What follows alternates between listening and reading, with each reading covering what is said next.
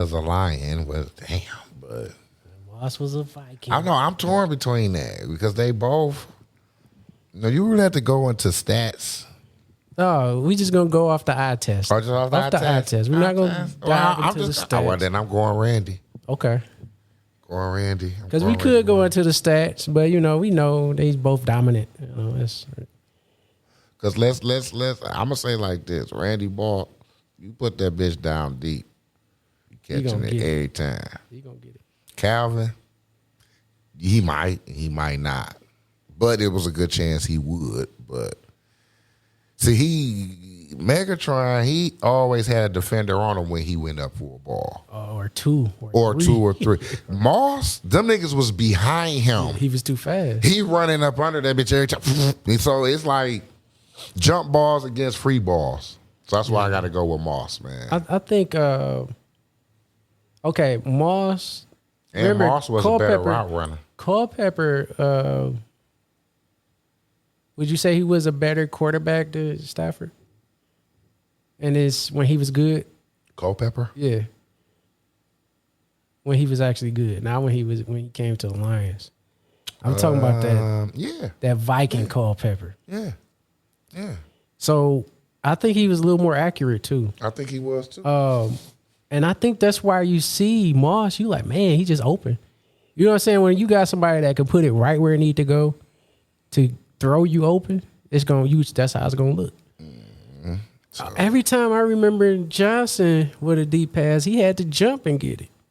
You know what I'm saying? That's what I said. It was a jump ball. 50-50. Not saying Moss couldn't do it, because Moss did do it. I have seen him do that too. But they say you got Moss now. You know what I'm saying? So right. That was the cliche was getting caught on, but right. So it's like I think like you said, okay, let's talk about strengths. Moss, was he faster than Calvin? I don't know. Because Calvin is pretty fast for his size. Calvin is bigger, height and weight, actually. Calvin wasn't the best route runner, but Moss really wasn't the best route runner neither, though. So it's like, physically, Calvin is better physically to me. But Moss, it's hard for me to pick Calvin over Moss, though, because I done seen Moss do some crazy stuff. And I done seen Calvin getting tackled at the 1 yard line so many times, man. That just, as a Lions fan, I never understood that. How he get tackled at the 1 yard line.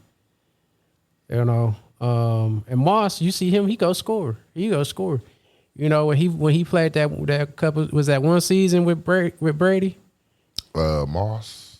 Yeah. And what he had? He had 21 touchdowns. Yeah, couldn't stop him. I remember Calvin, I think when he had his most catching yards, he only had like 5 touchdowns. And that's when he had 2,000 plus receiving yards. That speak volumes to me. So, that's just me. But like I say, both of them was just like, say, freaks of nature when it came to the receiver position. If I was quarterback, I'd love to have either one of them. On both sides, right? Oh, yeah. Moss on the right, Calvin to the left. Let's go. Line up. But, I'm going with Moss on that, even though I love Calvin Johnson. Calvin Johnson, my man's. But Moss was more of a, I don't know, man. He's like a gazelle, man. But yeah, I wish I could have both of them on my team. But I would probably have to go with Moss. And he played a little bit longer too. So yeah, I would go with Moss. All right, so we're going to move on from sports a little bit here. Recently we had something terrible go down at, a benefit game for the kids, a football game. And, young kids just shooting it up, man. It's really just getting out of hand. It's been out of hand, honestly. I mean, what can we do? I mean, like, what can we really do to see any changes with this, man? What do you think? You got any ideas, suggestions? Well, it's we come up and think about solutions for these type of situations all the time, but to actually put them in motion is what needs to be happening. The situation that happened at that school, at the game was just senseless. It's social media, young niggas finding out that these niggas is up there. Let's go up there, and they know once they go up there what's gonna happen. So, why do that up there? Why come up there with kids and shit as that, man? So this is where I wish we had more. The community needs better relationships with the police. And have police presence at the game. Whether they just walking around monitoring stuff like that, that could have been prevented if a cop was there walking around looking. Hey, what's it? Y'all all right over here? What's going on? Something like that. And then they would have threw the gun or take the gun. They probably could have scrapped it out. But yeah, once the kids get hit with bullets, man, I'm like, man, this shit is ridiculous. And it's putting a damper on youth sports because, like I say, my organization, we wasn't involved in the situation, but we had practice all week. Right. We couldn't have practice all week. The organization, Greater Metro Youth Sports, was like, look, we're going to take a week off.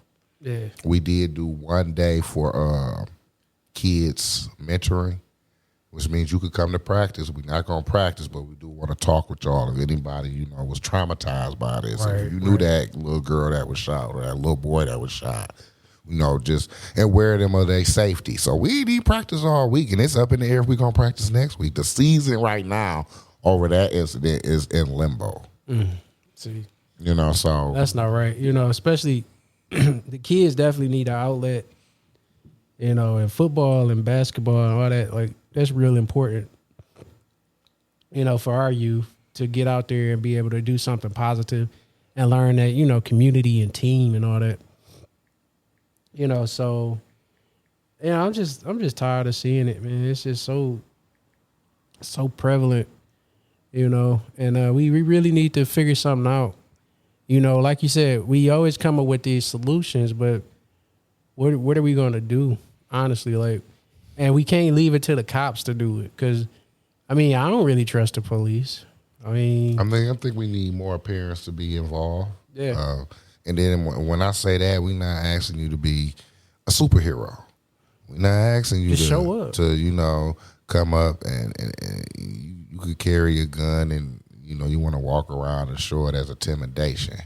We want to have more parents involved where it's safety. Right. You know what I'm saying? Because if my kid ain't on the field at the time and it's 4 games that's going to be played, my son don't play to the last game. Right. I don't mind sitting in the parking lot watching cars and just monitoring a bunch of group of young niggas, just look like they know up to no good. Right. Now, is it up to me to run over there and try to get out of here? Yeah, get the fuck out. No, I'm not going to do that. I'm going to sit back and watch. You know what I'm saying? Watching is a good thing. And while watching, if I see some shit, I can quickly grab my phone and 911. Hey, yeah, can I get some? So it's just more people got to be involved. As parents, I see a lot of parents. They just want to come to the games and they want to see their kid. They want to show their new shoes, their new outfit, spend money, and no, man. Can we have you over here on this corner for a minute? Right, at least just to watch. Just, can I get a half an hour of your time to watch around while, and I'm down with that. I'll do it. Yeah. And I think a lot of times all it takes is just to speak to some of these people. You know what I'm saying? Right. Like, that's all it really takes. Like, hey, what's up, man? You good? You come to watch the game, Because a lot of times that's what people want. People want that little, to make it seem like they there. Like somebody noticed them. So you never know, man. I always try to speak to people that I walk past.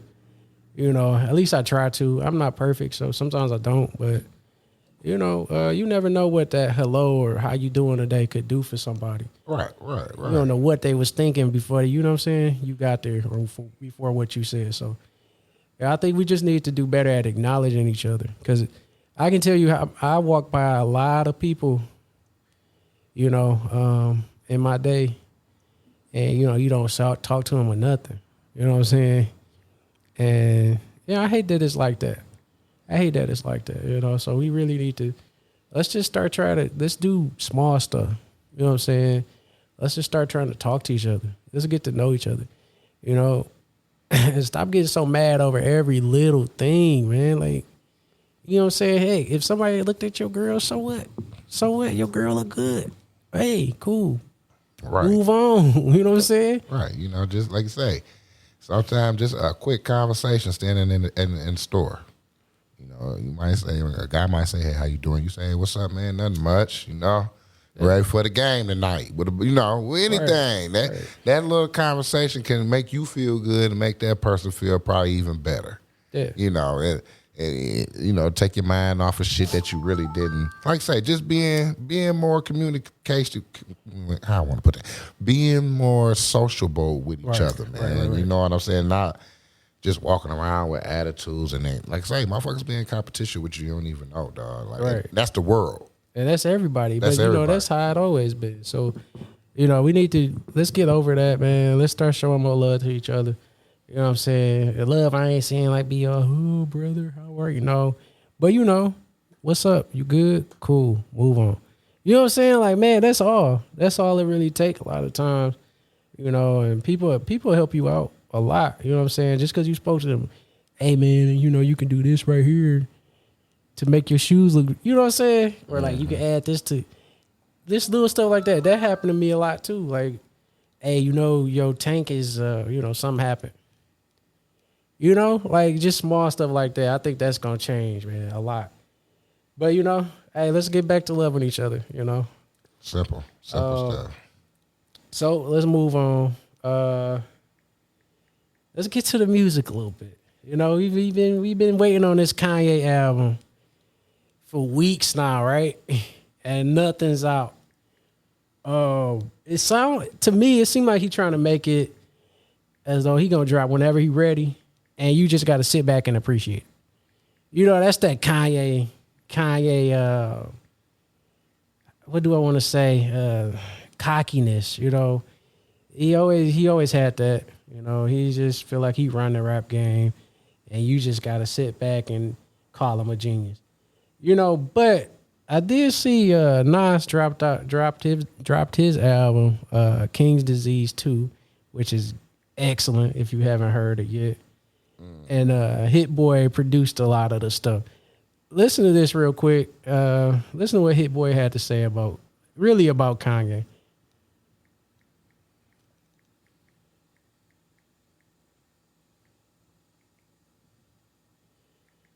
Hold on. Let's go play.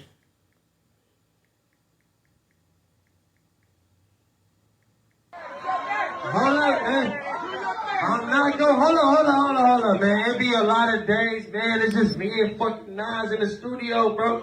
Hey, I see niggas drop I don't know, bro, drop this album, but it be niggas like 100 niggas in the studio.